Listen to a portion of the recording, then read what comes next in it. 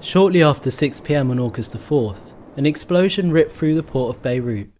It killed more than 200 people, wounded over 6,500, and destroyed large parts of the city.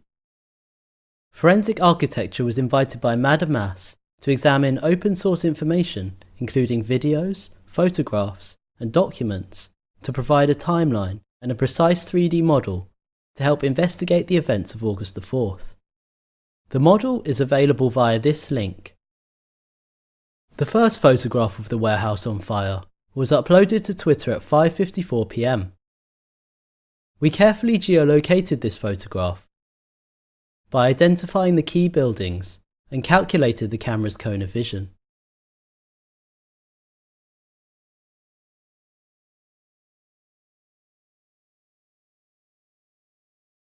In this image, we identified the location of the source of the smoke plume at the northeast corner of Warehouse 12.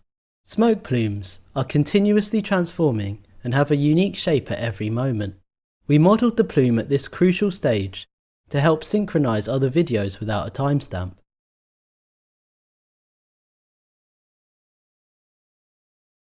A video shot at around the same time from one of the balconies of the residential tower building shows the same source of fire clearly on the same side of the warehouse.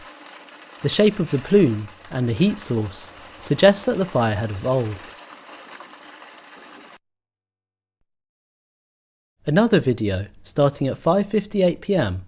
from the nearby St. George Hospital, provides 10 minutes of uninterrupted footage of the warehouse.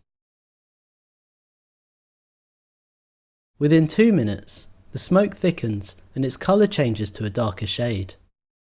According to Gareth Collett, a UN explosives analyst we consulted, this suggests that the material burning inside the warehouse has changed.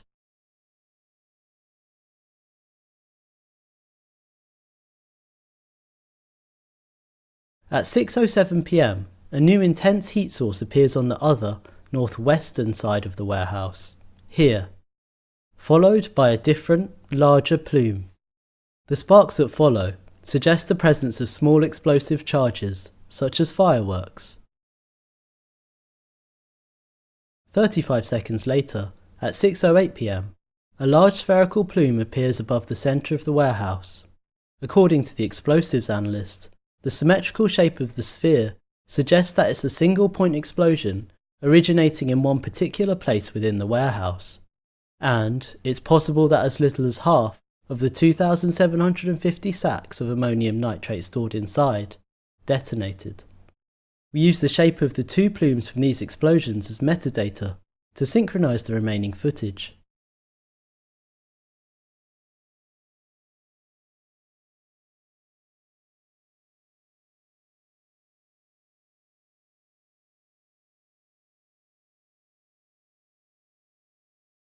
This video, taken from further back, provides an uninterrupted view of the events that followed.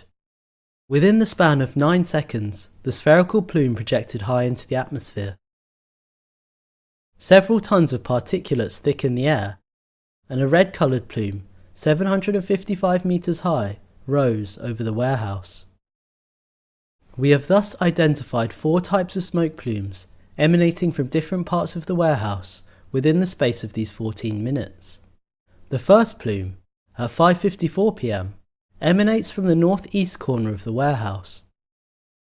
The second plume, at 6 p.m, is from the same source point but has a darker colour. The third plume appears on the northwest side of the warehouse at 6:07 p.m. The final plume is developed from a spherical explosion located at the centre of the warehouse at 6:08 p.m. Each of these smoke plumes, with their distinct shape and colour, provide indications as to the arrangement of goods in the warehouse, the way the fire developed, and the layout of what was stored inside. A close-up examination helps in understanding the evolution of fire inside the warehouse. Early footage shows smoke leaking out of every opening, including the windows and the ceiling vents.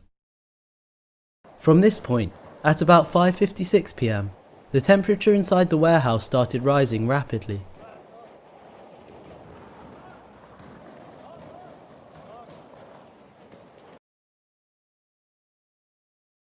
The smoke is visible as it changes colour to a darker shade, in this footage, from the east side.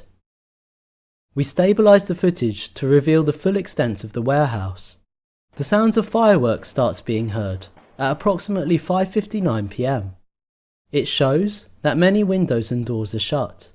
According to the expert, confinement creates hotspots, areas of high temperature in which ammonium nitrate can get close to its combustion point.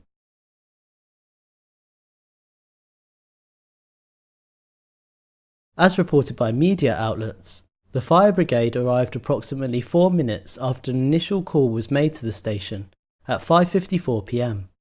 In this footage, taken by the fire brigade on their arrival to the scene, the sound of fireworks continues to be heard.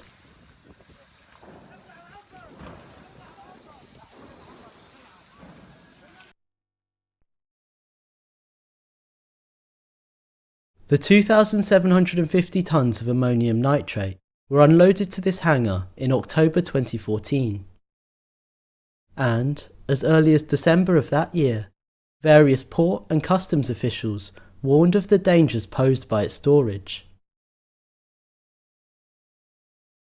Many subsequent warnings were issued. In February 2015, for example, a chemical forensics expert commissioned by the Lebanese courts to report on the state of the stored ammonium nitrate described that 70% of the sacks were torn open, their contents spilling out, and some of the crystals had darkened. Chegou a Black November Jeep. Confira ofertas imperdíveis no site. Leaked images from February 2020 indicate that the storage conditions had not improved. The sacks were still torn open and their contents were still spilling out. The bay numbers visible in the ceiling allowed us to locate these bags in bay 9 and 10. The images show the presence of a container and a stack of wooden pallets.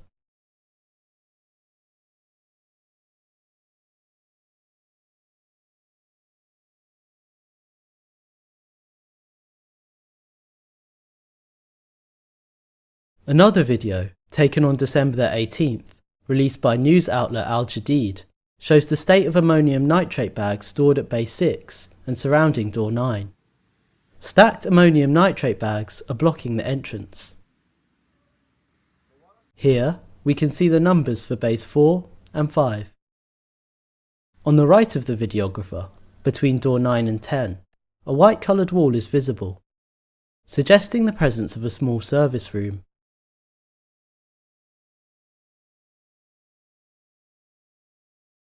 Together, these videos and images allowed us to map a total of 243 bags of ammonium nitrate in the space. Given the location of the source of the spherical plume, here at bay 8, the remaining 2,507 bags of ammonium nitrate should have been stored here, occupying almost 2,000 metres squared of space. But given the haphazard way the visible bags are stored, the space the entire stockpile occupied was likely larger. News reports suggest that in addition to the ammonium nitrate, the warehouse also stored 23 tonnes of fireworks, 50 tonnes of ammonium phosphate, 5 tonnes of tea and coffee, 5 rolls of slow-burning detonating cord, and 1,000 car tyres. Each of these materials burns differently. The combustion of tyres, for example, produces a dark and thick plume. According to the explosives expert, it could correspond to the dark plume we had located on the northeast corner of the warehouse, so we placed the tyres roughly here. The expert also told us that the white plume that appeared on the northwest of the warehouse corresponds to the ignition of fireworks. We therefore placed the fireworks roughly in this corner.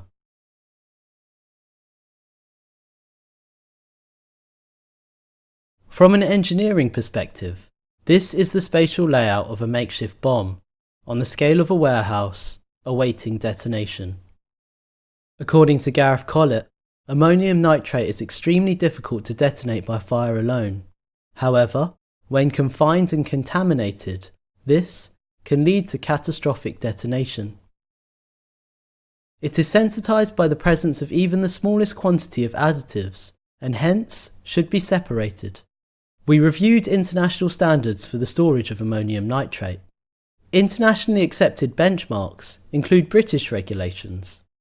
According to British standards, stacks of ammonium nitrate must be limited to 300 tonnes,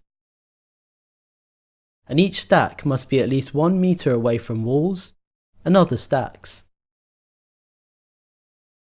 Australian standards are more stringent. Bags must be arranged in 500-tonne stacks, but should be stored 890 metres away from the closest residential buildings. Using their equation to calculate safe distances, we can determine that a 2,750 stack of ammonium nitrate should have been stored 1,570 metres away from the closest residential building. NASA's damage map illustrates the extent of the blast.